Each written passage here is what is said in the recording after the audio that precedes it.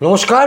বেঙ্গল পলিটিক্সের রাজনৈতিক আড্ডা বলবো না, রাজনৈতিক বিশ্লেষণ, তার বিশ্লেষণ এবং ভোট একদম ভোট ইন ফুল সুইং। আর কোনো অন্যরকম ভাবার কোনো অবকাশ নেই। আমি রূপক, আমার সঙ্গে অভিষেক সেনগুপ্ত। তো আমরা একদম ভোটের দোরগোড়ায় চলে এসেছি এবং ভোটের বিভিন্ন বিষয় নিয়ে আমরা আলোচনা করব। আজকের আলোচনার বিষয়টা হচ্ছে একটা অদ্ভুত ক্যারেক্টার, মানে ওয়েস্ট বেঙ্গল পলিটিক্সে আমার মনে হয়, আমি সেটা নিয়ে তোর থেকে জানতে চাইবো। নওশাদ সিদ্দিকী একটু পিছিয়ে যা 5 বছর আগে এর কোনো নাম ছিল না। একদমই তাই। 23 তারিখ আর 29 তারিখে ভোট, দু দফায়। নওশাদ সিদ্দিকী এবং আইএসএফ, এই ভোটে এরা কতটা ফ্যাক্টর?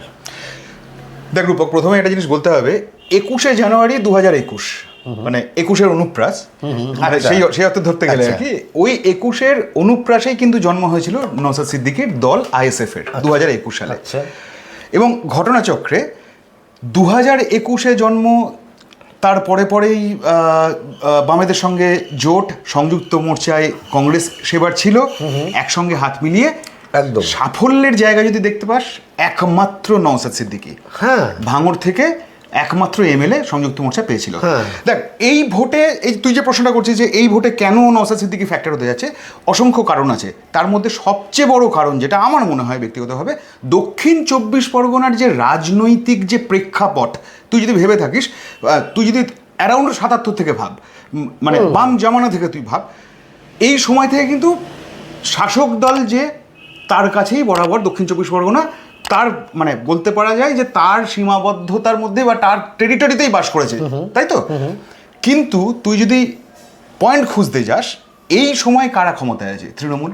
তুই যদি একটু পিছোস, অ্যারাউন্ড ধর 2011-16, কারা দক্ষিণ 24 পরগনা দখল রেখেছিল? তৃণমূল। একদম সিপিএম কার্যত মুছে দিয়েছিল।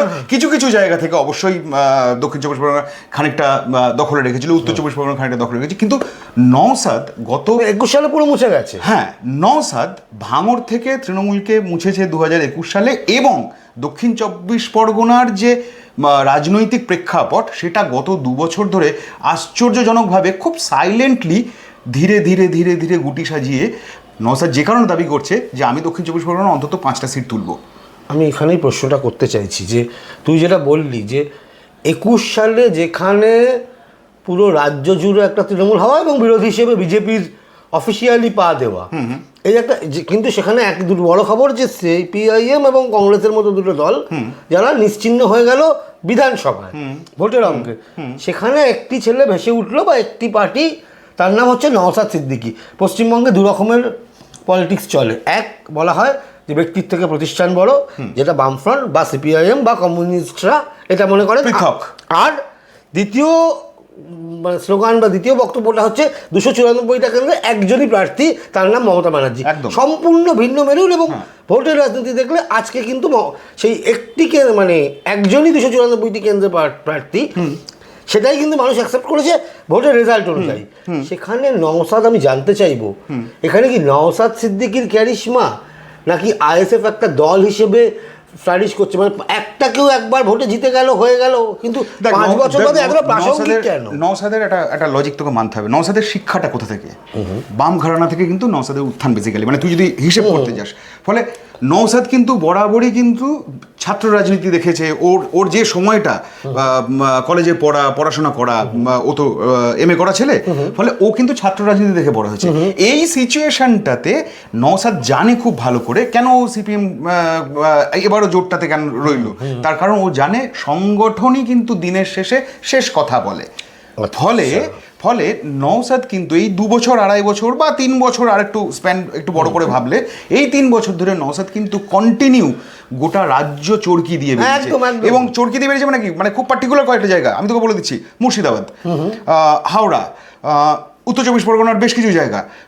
তুই দক্ষিণ 24 পরগনার যে পকেটগুলো ওর ছিল না, সেই পকেটগুলোতে ঢুকে পড়া। যেমন যার মধ্যে তোকে বলতে দেগঙ্গাতে নওশাদ যেভাবে পেনিট্রেট করেছে, যেভাবে ওর মধ্যে ঢুকেছে, সহজেই এবার দাঁড়িয়েছে ওখান থেকে, যেভাবে পেনিট্রেট করেছে, আমি তোকে বলছি দেগঙ্গায় কিন্তু চাপ আছে।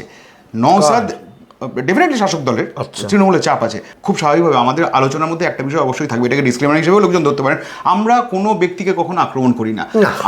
আমাদের প্রতি রাজনৈতিক দলেরই তার নিজস্ব ধ্যান ধারণা রয়েছে, দর্শন রয়েছে, আমরা সেই দর্শনের কখনোই তাকে আমরা অ্যানালিসিস করি, কোথায় কার দুর্বলতা, কোথায় কার স্ট্রং পয়েন্ট, আমরা সেটা তুলে ধরার চেষ্টা করি। কারোর সাথে মিলতে পারে, কারোর সাথে না মিলতে পারে। হ্যাঁ, তো আমার যেটা মনে হয়েছে নওশাদকে দেখে গত 2 বছর ধরে খুব মাইনুটলি ওয়াচ করে আমার একটা জিনিস খুব ক্লিয়ার কাট মনে হয়েছে, তরুণ নেতা হলেও নওশাদ একটা জিনিস বুঝেছে, বিধানসভায় যদি নিজের পায়ের তলায় জমি তৈরি করতে হয় তাহলে একা হবে না, আরো লোক চাই, নিজের দলের লোক চাই। যে কারণে তুই হিসেব করে দেখ, গত 2 বছর ধরে নওশাদ কিন্তু ঘুরিয়ে ফিরিয়ে বলছে যে আইএসএফকে আরো স্ট্রং করতে হবে, আইএসএফ এর সংগঠন আরো বাড়াতে হবে, আইএসএফকে আরো মানে দরকার পড়লে প্রয়োজন পড়লে শিকড়ের সঙ্গে যোগাযোগ তৈরি করতে হবে। আমি একটু ব্যাকগ্রাউন্ডটা বলে দিই যে যখন মোর্চাটা হয়েছিল তখন কিন্তু আব্বাস সিদ্দিকী ছিল, নওশাদের নাম কিন্তু প্রথম দিকে আসেনি, সে প্রার্থী হয়েছিল।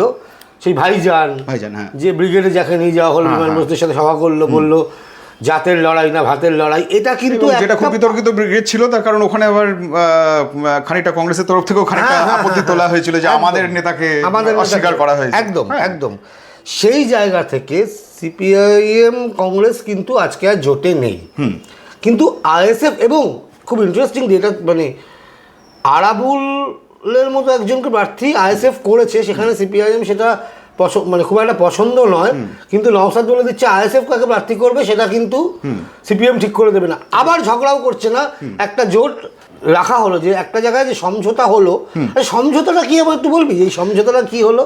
দেখ, সমঝোতাটা কি বলবো, যে এই মুহূর্তে আইএসএফ একসঙ্গে লড়ছে, একসঙ্গে লড়ছে, আবার কিছু কিছু জায়গায় খানিকটা মনোমালিন্য থেকে যাচ্ছে, অস্বীকার করা যাবে না। মানে আমরা যাকে বলি না যে 16 আনা সুসম্পর্ক তৈরি হলো, সেই 16 আনা সুসম্পর্কের জায়গাটা রইলো না। তার কারণ হচ্ছে স্বামী স্ত্রীর মতো আর কি একটা খানিকটা জটিলতা থেকে গেল। যেমন ধর তোর ওদিকে মধ্যমগ্রামে আগে থেকে আইএসএফ প্রার্থী দিয়েছে, সেখানে আবার আরএসপি প্রার্থী দিয়ে দিয়েছে, ফরওয়ার্ড প্রার্থী দিয়ে দিয়েছে, আরও কিছু জায়গাতে আরএসপি আবার ইয়ে করেছে, এর প্রার্থী দেওয়া আছে, আর নওশাদের প্রার্থী দেওয়া দলের, আবার সেখানে আবার আরএসপি ঢুকে পড়েছে। ফলে খানিকটা শরিক দলের মধ্যে খানিকটা নওশাদকে নিয়ে একটা তুতু ম্যামে আছে আর কি। হ্যাঁ, কিন্তু আমি একটা জিনিস মনে করি, এই মুহূর্তে দাঁড়িয়ে মানে বাংলার রাজনীতির যা রেখচিত্র এই মুহূর্তে দাঁড়িয়ে, বামেরা কেন, ওই যে অনেকেই তো বলছেন যে বামেরা নওশাদের ক্ষেত্রে একটু ব্যাকফুটে চলে যাচ্ছেন, কেন? আমার সেটাই প্রশ্ন। হ্যাঁ, এইখানে ব্যাকফুটে নয়, একটা জিনিস বুঝতে হবে, আলিমুদ্দিন খুব সহজ একটা পরিকল্পনার মধ্যে রয়েছে। আইএসএফের সংগঠন যেহেতু অনেকখানি ছড়িয়েছে, ফলে আইএসএফকে কিছু কিছু ক্ষেত্রে অগ্রাধিকার দিতে হবে। এটা না দিলে সেখানে কিন্তু দেখ, আইএসএফ জেতা মানে তো কার্যত এই জোটের জয়। একদম, হ্যাঁ, তাই হয়েছে। তো এই জোটের জয় যদি রাখতে হয়, তাহলে শুধুমাত্র শরিক দলদের আমার আপত্তি, আমার ওজোর এসব শুনলে হবে না। ফলে সেটা সিপিএম যা বলবে তারপর একটা দুটো কথা কাউকে দেবে, একটা নকুলদানার মতো দেবে, সে নিয়ে খুশি থাকবে। একদম তাই। ফলে এখন কিন্তু বাজারটা সেরকম নেই। না, নয়তো এবং আমার যেটা মনে হয়েছে রূপক, আমি এই নওশাদ সম্পর্কে দিনের পর দিন একাধিক খোঁজ খবরের মধ্যে থেকে রেগুলার নজর রেখে আমার যেটা মনে হয়েছে সেটা হচ্ছে, নওশাদ কিন্তু এবারের ভোটে শুধু উত্তর 24 পরগনা নয়, অন্তত 4-5টা জেলা, হাওড়া ওদিকে বললাম আমি তোকে, আমি একই সঙ্গে মুর্শিদাবাদের কথা বললাম তোকে, বেশ কিছু জায়গায় কিন্তু নওশাদ পেনিট্রেট করবে। এবং চমকে যাস না, করবে না, আইএসএফ করবে, ডেফিনেটলি আইএসএফ করবে, কিন্তু চমকে যাস না যদি নওশাদের দল যদি সত্যি ডাবল ডিজিটে পৌঁছায়। ডাবল ডিজিট না হলেও আমার ধারণা, আমার যেটা মনে হয়, অন্তত 4-5টা সিট আসতে পারে, সম্ভাবনা আছে। 4-5টা খুব খুব খুব ক্লোজ কন্টেস্ট দেবে বাবা। তার সঙ্গে তাহলে একটা কথা জিজ্ঞেস করতেই হচ্ছে যে নওশাদের নিজের লড়াইটা নিজের জায়গায় শওকত মোল্লার সাথে, একদমই তাই। এই ইকুয়েশনটা বাংলার রাজনীতি বা ওই দক্ষিণ মানে আমাদের ওই ভাঙরের রাজনীতিতে কতটা তাৎপর্যপূর্ণ, এটা তুই খুব ভালো করে বারবার তোকে আমি মানে, এটা যদিও একটা রাজনৈতিক আমাদের বিশ্লেষণ এবং খানিকটা আমাদের আড্ডায় আপনারা দেখতেই পাচ্ছেন আমরা তুই তুকারি করেই কথা বলছি, কারণ এটার মধ্যে কোনো রকম যেরকমভাবে আমরা কথা বলি সেভাবেই বলছি। তো আমি কিন্তু যেহেতু আমি দেখেছি যে এই বেঙ্গল পলিটিক্সেই দেখেছি যে বিভিন্ন সময় নওশাদ নিয়ে বিভিন্ন অ্যাঙ্গেলে বিভিন্ন ধরনের স্টোরি, বিভিন্ন রকমের অ্যানালিসিস, মানে হয় না যে একজন একজনকে খুব বেশি ফলো করে, মানে অ্যাজ জার্নালিস্ট। তো সেই জন্যই তোর থেকে জানতে চাইছি যে এইটা কতটা তাৎপর্যপূর্ণ। দেখ, শওকত মোল্লা ডেফিনেটলি নওশাদের কাছে একটা বড় প্রতিপক্ষ, এ নিয়ে কোনো সন্দেহ নেই। আবার উল্টো দিক থেকে ভাবলে শওকত মোল্লা যেরকম হুঙ্কার দিয়ে যাচ্ছে, শওকত মোল্লা যতটা পাবলিকলি বলছে যে আমি ভাঙড় আমি দখলে অলমোস্ট নিয়েই নিয়েছি, অবশ্য পাবলিকলি এটা বলেছে যে আমি ভাঙড় জিতে আমি মমতা বন্দ্যোপাধ্যায়কে উপহার দিতে চাই, অভিষেক বন্দ্যোপাধ্যায়কে উপহার দিতে চাই। ম্যাচটা কিন্তু এতটা সোজা নয়, এবং আমি তোকে বলবো ম্যাচটা কিন্তু 70-30 নওশাদের দিকে ঝুলে রয়েছে। কেন? তার কারণ হচ্ছে, দেখ, ভাঙড় গত 5 বছরে, ভাঙড় তো একটা উত্তপ্ত জায়গা, বরাবরই নানান কিছু না কিছু ঘটেছে, এবং গত 5 বছরে যখন নওশাদ যখন ভাঙড়ের বিধায়ক হয়, তারপর থেকে কিন্তু অনেক মানুষ বলছেন, আমি গতকালই আমার এক বন্ধু ভাঙড়ে বাস, তার সঙ্গে আমি কথা বলছিলাম, সে বলছে যে ভাঙড়ের মানুষ কিন্তু কম্পারেটিভলি আগে যে রকম জীবনযাপন করতো তার তুলনায় অনেক বেশি শান্তিতে রয়েছে। এই শান্তিটুকু উপহার দেওয়া, দেখ সাধারণ মানুষের ডিমান্ড কি, হ্যাঁ, দুমুঠো ভাত ডাল আর একটু শান্তিতে বসবাস, এই তো ব্যাপার। কোথাও এরকম তো হয় না, মানে ভাঙড়ের মানুষ মাল্টিপ্লেক্স চাইছে, আমাদের রোজ সিনেমা দেখতে হবে, আমার সন্তান যেন থাকে দুধে ভাতে, এটা হচ্ছে সোজা লজিক। হ্যাঁ, এর মাঝে কোথাও কোনো ব্যাস একদম সোজা শর্ত ভাই, এত গ্রামের দিকে এন্টারটেইনমেন্ট এত কিছু হয় না, শান্তি ছাড়া আর কিছু নেই। তো ফলে নওশাদ কিন্তু এই ন্যূনতম শর্তগুলো পূরণ করেছে। আচ্ছা, তুই যদি দেখিস গত 2 বছরে, 2 বছর নয়, রাদার 1 বছরে ভাঙড়ের রাজনৈতিক পরিস্থিতি কিন্তু একটু হলেও জটিল হয়েছে। খানিক হানাহানির খবর পাওয়া গেছে, খানিক হয়েছে, জখমের খবর পাওয়া গিয়েছে। তো এই জায়গাতে দাঁড়িয়ে নওশাদ যদি ভাঙড় থেকে যদি, মানে ভাঙড় যদি নওশাদকে না রাখে, শওকতের দিকে যদি চলে যায়, তাহলে যেটা হবে যে ভাঙড় নিজেই হয়তো, এই আশঙ্কা আর কি ভাঙড়বাসীরা করছেন, যে ভাঙড় নিজেই হয়তো কোনো কারণে সেই শান্তিটুকু হারিয়ে ফেলবে। আচ্ছা আচ্ছা, হুইচ ইজ ভেরি ইম্পর্টেন্ট। আমার মনে হচ্ছে এটা খুব সিগনিফিকেন্ট। এটা হচ্ছে, মানে আমি এটা বলছি না যে শওকত জিতলে সেখানে অশান্তি হবে, আমি এই কথা বলছি না, কিন্তু না, এটা তো পালস, জার্নালিস্ট একটা পর্যবেক্ষণ, তুই যতটুকু, মানে আমি কিন্তু শওকতের বিরোধী না। তুই কি করে বিরোধী হবি? তোর কি আছে? বিরোধী না, হ্যাঁ, আমরা কারোরই বিরোধী না, কারোর পক্ষেও নই। এবং শওকত মোল্লাও কিন্তু যথেষ্ট জনপ্রিয় নেতা। হ্যাঁ, আমি ওটাই বলছি, শওকত মোল্লাও কিন্তু যখন ওখানে জনসভা করতে গেছে ভাঙড়ে, কিন্তু ঢল নেমেছে। আমি ওটাই বলছি যে নওশাদ জিতলে সেটা বড় খবর হবে, শওকত হারলে একই রকম বড় খবর হবে, আমি সেটাই বলতে চাইছি। শওকত হবে, তার কারণ শওকত মোল্লাও কিন্তু মানে জননেতা। মমতা ব্যানার্জি কি না বুঝে একজনকে ওখানে হঠাৎ করে দাঁড় করিয়ে দেবে শুধু হারার জন্যে? শওকতের মতো একজন নেতাকে যদি আজকে বিধানসভায় না পায়, তারপরে সেটা ভেবেই তো। 2 নম্বর হচ্ছে ভাঙড়ের পরিকাঠামোগত কিছু বদল হয়েছে। পরিকাঠামোগত বলতে চাইছি যে মানে আমরা কি চাই, ধর আমরা যে পাড়ায় বাস করি, আমরা কি চাই, রাস্তাটা যেন ঠিক থাকে, আলোটা যেন চলে, হ্যাঁ, যেন আমার প্রয়োজনীয় বিষয়পত্রগুলো পায়। খানিকটা উন্নয়ন কিন্তু হয়েছে। আচ্ছা, এটা ভাঙড়বাসী দাবি করেন। ফলে বলা হয় যে, মানে ভাঙড়ের মানুষজনই বলছেন যে নওশাদ খানিকটা আমাদের স্বস্তি দিয়েছে, খানিকটা শান্তি দিয়েছে, খানিকটা উন্নয়ন দিয়েছে, হ্যাঁ, খানিকটা বেঁচে থাকার রসদ দিয়েছে, খানিকটা সমাজের নিচুতলার মানুষকে এগিয়ে আনার তাগিদ দেখিয়েছে, আমরা তার পাশেই থাকবো, এই কথা বলা হচ্ছে। আমি তোকে বলছি, ভোট কিন্তু এটা এমন জিনিস যে কোনো মুহূর্তে পাল্টে যেতে পারে। আমরা আজকে রাত পর্যন্ত ভাবা হচ্ছিল হয়তো যে নওশাদকে ভোট দেবো, কাল সকালবেলা কিন্তু মানুষ ভোট দিতে যাওয়ার কিন্তু তো ফলে এটা কিন্তু বলা মুশকিল, এটা একটা লজিক। তবে একই সঙ্গে যেহেতু নওশাদ এবং আইএসএফকে নিয়ে কথা হচ্ছে, সেখানে আমি একটা জিনিস বলবো, এবার কিন্তু একটা বড় ফ্যাক্টর হতে চলেছে আরাবুল ইসলাম। আমি ওটাই জিজ্ঞেস করতে যাচ্ছিলাম। হ্যাঁ, আরাবুল কেন ফ্যাক্টর হতে চলেছে? দেখ, আরাবুল ক্যানিং থেকে যে আরাবুল দাঁড়াতে পারে তার একটা মোটামুটি একটা গুঞ্জন শোনা যাচ্ছিল যখনই আরাবুল তৃণমূল ছাড়ে। আরাবুলের অতীত নিয়ে অনেক গল্প গাছা আছে, সেসব নিয়ে আমাদের বিষয় নয়, আমাদের তো এটা নিয়ে চর্চা করতে বসিনি আমরা। আরাবুল কিন্তু একটা সিগনিফিকেন্ট নেতা। হ্যাঁ, অবশ্যই। কেন সিগনিফিকেন্ট নেতা? আরাবুল যতই অভিযোগ থাকুক, যতই যা কথা বলুক না, আরাবুলের কিন্তু জনসংযোগ নিয়ে কোনো প্রশ্ন উঠবে না। 1 2 নম্বর হচ্ছে আইএসএফ পূর্ব ক্যানিং থেকে আমরা প্রথমে শুনেছিলাম যে তোর মনে আছে একবার আব্বাস সিদ্দিকী একবার বললো যে দরকার পড়লে আমিই পূর্ব ক্যানিং থেকে দাঁড়াবো, হ্যাঁ, তো সেটা নিয়ে খুব হইচই হয়েছিল। কিন্তু আব্বাস সিদ্দিকী যে দাঁড়াবেন না সেটা মোটামুটি তখনই আমরা জানতাম। যাই হোক, তো এই যে পূর্ব ক্যানিংয়ের জন্য তার মানে এমন একটা ঘুঁটি তৈরি করার চেষ্টা করছিল আইএসএফ, যাকে দিয়ে আরও অন্য লোকজনকে নিজেদের দিকে টেনে আনা যায়, এবং এই অন্য লোকজন আর কেউ নয়, শাসক দল ভাঙিয়ে আনা যায়। হ্যাঁ, মানে শাসক দলের ভোট ব্যাংকে হাত দেওয়া যায়, যেটা নন্দীগ্রামে তৃণমূল কংগ্রেস করেছে আর কি। যে শুভেন্দু সব থেকে কাছের লোককেই এটা। তাহলে একটা কথা তো বলতেই হচ্ছে যে এই যে কথা হচ্ছে যে আরাবুল ওখানে চলে এলো, তাহলে সিপিএম তো এটা নিয়ে একটু বিরক্ত। এটা বিরক্ত নয়, সিপিএম এর অন্তরে ক্ষোভ আছে, কিন্তু ক্ষোভের কারণও আছে। তার কারণ অতীতে আরাবুলের নানা রকম কাণ্ড কারখানা নিয়ে সিপিএমই কিন্তু সরব ছিল, এবং সিপিএম নানান সময় এ নিয়ে আরাবুল তৃণমূল হয়েছে অতীতে, যখন যে সময় আরাবুলের উত্থান, তো ওর সঙ্গে তো কনফ্লিক্ট সিপিএমেরই হবে, তখন সিপিএম ছাড়া স্বাভাবিক ব্যাপার, ট্রাম্পের সাথে তো আর লড়বে। হ্যাঁ, সেই তো। এবার এখানে ঘটনা হচ্ছে যে এবার আরাবুলকে প্রার্থী করে দেওয়ার পর সিপিএম এর সঙ্গে আইএসএফ এর একটা কনফ্লিক্ট তৈরি হয়। আরাবুলের ক্ষেত্রে সিপিএম এর পরিষ্কার বক্তব্য ছিল যে তাহলে আমরা কেন আরাবুলকে সাপোর্ট করব, যে লোকের বিরুদ্ধে আমরা এতদিন ধরে লড়াই করে এসেছি, মানে যার বিরুদ্ধে আইএসএফ এর কর্মীর নির্যাতনেরও খবর রয়েছে, তাহলে তাকে আমরা কি করে সাপোর্ট করি, এবং তাকেই আইএসএফ কি করে মাথায় তুলে নিল। হ্যাঁ, এই যে বগল দেওয়ার কথা বললো, হ্যাঁ, যে মাথায় তুলে নিল, হ্যাঁ, এই যে কথা সেলিম বাবু নিজেও ইয়েতে বলেছেন, নিজের সাংবাদিক সম্মেলনে বলেছেন।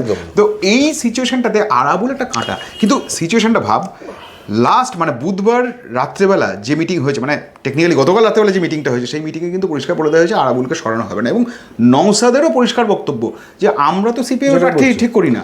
আমি সেটাই বলছি, আইএসএফ প্রার্থী তো আইএসএফ ঠিক করবে। আমি সেটাই বলছি যে যখন মানে ভরা সিপিআই মানে বামফ্রন্ট জমানা, তখন সে যে যাই বলুক, সিপিআইএমে নকুলদানার মতো একটা আরএসপি, দুটো মানে ফরওয়ার্ড ব্লক, চারটে সিপিআইকে দিত।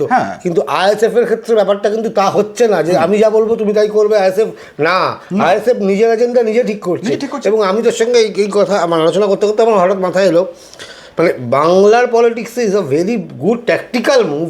আরাবুল কেমন মানুষ, আরাবুলকে ভালো কিনা, সিপিএম এর কি আদর্শ, সেটা নিয়ে আমি আলোচনা করছি না, কারণ আমরা তো জাজ নই, আমরা জাজমেন্টাল হওয়ার কোনো জায়গা নেই, আমরা জাস্ট পলিটিক্যাল সিনারিওটা আলোচনা করছি। তোর খেয়াল থাকবে সুভাষ চক্রবর্তীর ভাবশিষ্য ছিল সুজিত বোস, তৃণমূল তাকে সুভাষ চক্রবর্তীর এগেনস্টে প্রার্থী করেছিল এবং জিতেও ছিল। যদি চেঞ্জই হয়, আজকে শুভেন্দু অধিকারী হচ্ছে বিরোধী দলনেতা, বিজেপির 1 নম্বর করে দিল। শুধু প্রবীর কর কেন, আমি বলতে চাইছি তৃণমূল থেকে শুভেন্দুকে নিয়ে চলে এলো। তার আগে তো এই যে ধর সেখানে প্রতিকূল রহমান কাঁটা দিয়ে কাঁটা তোলার চেষ্টা করছে, তুই খেয়াল করে দেখবি প্রতিকূল কিন্তু সেখানে রোড শোতে যাচ্ছে বা জনসভায় যাচ্ছে, যেখানে মীনাক্ষী দাঁড়িয়েছে, কলতান দাঁড়িয়েছে, যেখানে যারা দাঁড়িয়েছে। তার মানেটা কি? তার মানে হচ্ছে তৃণমূলের ট্যাকটিক্স খুব পরিষ্কার। এই ট্যাকটিক্সকে ভাঙার জন্য তো আইএসএফকে একটা কিছু না কিছু একটা ট্যাকটিক্যাল মুভ নিতে হবে। সেখানে আরাবুলকে নেওয়া কিন্তু এবং নিয়ে প্রার্থী করে দেওয়া, যে সিপিএম যা বলুক ভাই তোমরা যা করছো করো, it's a very good tactical move. হ্যাঁ, একই সঙ্গে আরেকটা জিনিস আরাবুলের প্রসঙ্গে তুই এলি বলে, দক্ষিণ 24 পরগনার স্থানীয় নেতারা, কর্মীরা আরাবুল সম্পর্কে একটা বিদ্বেষ পোষণ করে। এটা একদম আজকে বলে না, অনেকদিন অপছন্দের লোক যাকে বলে, তৃণমূলের অন্দরেও সেটা ছিল। হ্যাঁ, তো এবার যখনই আইএসএফ প্রার্থী ঘোষণা করলো, সেই মুহূর্তে সঙ্গে সঙ্গে এরা কিন্তু প্রতিবাদ জানিয়েছিল যে প্রার্থী বদলাও, নাহলে প্রার্থী দাও। সিপিএম কিন্তু ভেবেছিল প্রার্থী দেবে, শেষ মুহূর্তে প্রার্থী দেওয়া থেকে পিছিয়ে এলো। এটাকে পিছু হটা না বলে এটাকে বরং বলা উচিত ট্যাকটিক্যাল মুভ। তার কারণ হচ্ছে আরাবুলের এগেনস্টে যদি সিপিএম কোনো প্রার্থী দিত, তাহলে সিপিএমের ওই প্রার্থী কিন্তু আরও অন্যান্য জায়গায় কিন্তু একটা ছোট ছোট ছোট ছোট ছোট খিঁচ তৈরি করতো। কীরকম তৈরি করতো? মানুষ বলতো নিজেদের জোট সামলাতে পারে না, ওখানে প্রার্থী দিয়ে রেখেছে, হ্যাঁ, ও এখানে কি করে আমরা সিপিএমকে ভরসা করবো। ফলে এটা তো সিপিএম প্রেস কনফারেন্সে বললো, মানে শুনিয়ে দিল যে আমরা খুব একটা পছন্দ করছি না, কিন্তু লড়াইতেও গেলাম না। তার মানে যেটা আমরা বলি নিচু তলায় সমর্থন। এক্স্যাক্টলি। ফলে এবং আর একটা মেজর গল্প, সেটা হচ্ছে আরাবুল যেটা গত দিন চারেক আগে বলেছে যে আমি কিন্তু আমাকে শীর্ষ নেতারা সিপিএমের পছন্দ করছে কি অপছন্দ করছে সেটা আমার জানা দরকার নেই, আমাকে কিন্তু পূর্ব ক্যানিংয়ের স্থানীয় সিপিএম নেতারা, কর্মীরা কিন্তু যথেষ্ট সমর্থন দিচ্ছে এবং তারা আমাকে বলেওছে। তার মানেটা কি? আরাবুল, এই জন্য আমি তোকে বলছি আরাবুল বড় নেতা। হ্যাঁ, এটাই তার আমি কারণ বলছি। হচ্ছে আরাবুল কিন্তু জানে এই খিচটা আসবে। যখন ও প্রার্থী হয়নি, ও প্রার্থী হবে বলে তো এসছে তৃণমূল ছেড়ে এখানে আইএসএফে, তখন থেকে কিন্তু গুটি সাজানো শুরু করেছে এবং ভালো করে জানে যে যদি সিপিএমের সমর্থনটা স্থানীয় স্তরে অন্তত যদি সিপিএমের সমর্থনটা রাখা না যায়, তাহলে কিন্তু সামগ্রিকভাবে ঘিরে ধরা যাবে না তৃণমূল। একদম ওই সংগঠনটা তো মানে সিপিএম এর সংগঠনটা অনেক বেটার সংগঠন, হ্যাঁ একেবারে তাই। তার মানে একদম মানে একে অপরের পরিপূরক বলবো বা একে অপরের কে প্রয়োজন বলবো সেই করে। তার মানে তুই বলতে চাইছিস যে এই 5 বছরে পশ্চিমবাংলায় যদি একজন ইন্ডিভিজুয়াল নেতাকে, কারণ বাকি নেতাগুলো কিন্তু তাদের জার্সি আছে, একদমই তাই। আমি বলছি মানে সেই অর্থে মানে দেখ এখানে আমি বোকা বোকা প্রশ্ন করতে আমার ভালো লাগে না যে 10-এ কত দিবি, কিন্তু আমি বলছি আমরা একদম আলোচনার শেষের দিকে চলে এসেছি। একজন রাজনৈতিক বিশ্লেষক হিসেবে তোকে জিজ্ঞেস করবো যে তুই যদি ছোট্ট করে জাস্ট একটা প্রোফাইল লেখার মতো করে আমাদের নওশাদ সিদ্দিকীকে একটু ব্যাখ্যা করিস দর্শকদের জন্য। দেখ আমার দুটো জিনিস মনে হয়, আমি বড় বেশ কয়েকটা মানে ওর কেরিয়ারে না খুব সিগনিফিকেন্স বেশ কিছু দিক আছে এবং খুব স্ট্রং পয়েন্ট আছে। আমি তোকে 4টে পয়েন্টের কথা বলছি। এক, নওশাদের কিন্তু জনসমর্থন প্রবলভাবে রয়েছে নওশাদ দিকে। কেন? সংযোগটা রয়েছে তাই, তবে তো সমর্থনটা আসে, নাহলে তো হয় না।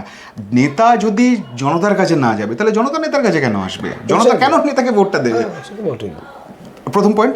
দ্বিতীয় পয়েন্ট হচ্ছে আমরা বলি না যে প্রজন্ম আসলে নেতা তৈরি করে। এই প্রজন্মের নেতা নওশাদ এই কারণে, তার কারণ পুরো প্রজন্মটা নওশাদকে ভীষণ পছন্দ করে।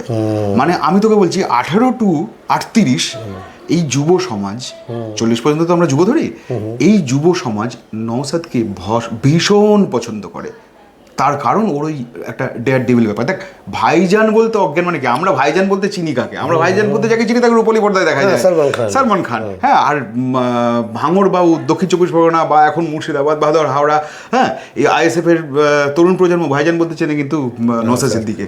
ফলে এই যে একটা মাস লিডার তৈরি হওয়ার যে স্পার্ক দেখা যাচ্ছে। একটা জিনিস খুব ইন্টারেস্টিং, ওরা যেহেতু একটা ধর্মীয় সংগঠন, সেখান থেকেই তো ওদের আসা, তো একটা ধর্মীয় সংগঠনকে একটা রাজনৈতিক মঞ্চ, ধর্মীয় সংগঠন থেকে রাজনৈতিক মঞ্চে আসা, যেটা বিজেপি আরএসএস বিজেপি একটা কানেকশন, তো সেখান থেকে মানে ওই ভাইজান, ওদের যে অরিজিনাল যাকে ভাইজান বলতো আর কি, আব্বাস সিদ্দিকী, সেই ধর্মীয় সংগঠন থেকে একটা রাজনৈতিক সংগঠনে কনভার্ট করে, বলছি না মানে সেটাকে ছাপিয়ে আজকে আইএসএফ নিয়ে আলোচনা হচ্ছে, আইএসএফের রাজনীতি নিয়ে আলোচনা হচ্ছে, নওশাদের রাজনৈতিক ব্যক্তিত্ব হিসেবে আলোচনা হচ্ছে। এটা কিন্তু একটা মানে কোয়ালিটি না থাকলে এই জায়গাটা তৈরি করা যায় না। 3 নম্বর যে পয়েন্টটা তোকে বলবো, তুই আরো তাহলে বুঝতে পারবি যে কেন নওশাদ ফ্যাক্টর হচ্ছে।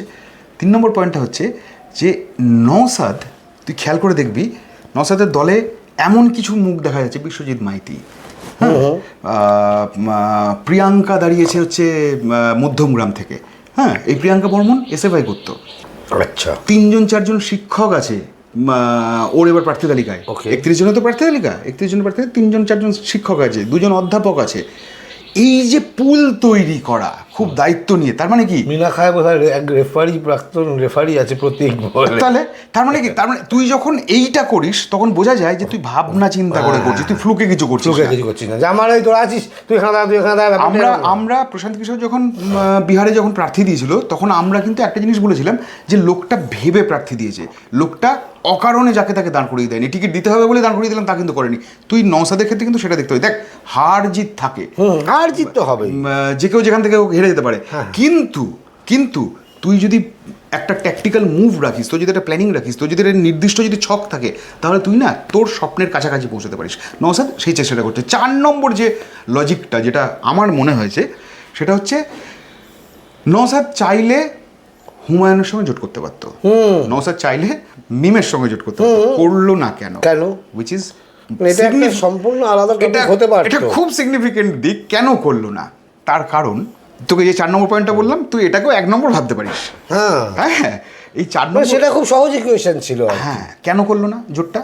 দেখ, মুসলিম সমাজ সংখ্যালঘুদের জন্য লড়াই করছে, হুমায়ুন কবির, ডেফিনেটলি মিমেরও তাই লক্ষ্য। একটা সংখ্যালঘু ফলে মুসলিম ভোট, মানে টু বি স্পেসিফিক, মুসলিম ভোট ভাগ হবেই এবার। ঠিক আছে? আমি একটু মাঝখানে জুড়ে দিই, মানে নওশাদের প্রসঙ্গ উঠছে বলে নওশাদকে আমি বলতে শুনেছি যখন ওই বিকাশ রঞ্জন ভট্টাচার্যের গরু খাওয়ার প্রসঙ্গটা ছিল, মানে জেনারেলি হয় কেউ গালাগাল দিচ্ছে না, কেউ সাপোর্ট করছে, ও কিন্তু একটা ব্যাখ্যা দিয়েছিল এবং মানে যে কেন বললো বিকাশ রঞ্জন স্যার আমাকে বলেছিলেন তিনি কেন গরু খেয়েছেন বলে ওর মতো ব্যাখ্যা করেছিল। একটি মুসলিম ছেলের ও জানে এটা বলার জন্য ও বিকাশ রঞ্জনকে সাপোর্ট করার জন্যে বা বিরোধিতা করার জন্য মানে ও গরু খাওয়াকে যদি সাপোর্ট করে তার মানে ওর কাছে কিন্তু হিন্দু ভোট, ওর কাছে তো হিন্দু ভোটারও আছে, অবশ্যই সেটা চলে যাবে। ও কিন্তু সেটা করলো না, ও কিন্তু পুরোটা ব্যাখ্যায় চলে গেল। এটা কিন্তু একজন মানে এরকম এত তরুণ নেতা এত ম্যাচিওর ওয়েতে আমি খুব একটা বলতে শুনিনি। এই ম্যাচুরিটির প্রমাণটাই হচ্ছে মিম আর হুমায়ুন কবিরের সঙ্গে হাত না মেলানো। দেখ একটা জিনিস খুব পরিষ্কার যে তুই গত ভোটে বামেদের সঙ্গে হাত মিলিয়েছিলিস, নওশাদ ডেফিনেটলি বামেদের সাপোর্টটা পেয়েছিল তাই ভাঙড়ে পারফর্ম করেছিল। মানে তোকে তো এটা মানতে হবে যে কংগ্রেস এবং বাম যদি ওর সঙ্গে না থাকতো নওশাদ এলো আর জাস্ট ভিনি ভিডি ভিসি হয়ে গেল, ব্যাপারটা সেরকম আমি ওই জন্যই বলছি, মানে এলাম দেখলাম জয় করে নিলাম আলেকজান্ডারের মতো, ব্যাপারটা ওরকম নয়। তো ফলে তোর নওশাদ কিন্তু যদি এই সিচুয়েশনটাতে যদি মিমের সঙ্গে বা হুমায়ুনের সঙ্গে হাত মেলাতো তাহলে কিন্তু বিশ্বাসযোগ্যতায় আঘাত লাগতো কোথাও না কোথাও, যেটা আমার মনে হয়েছে।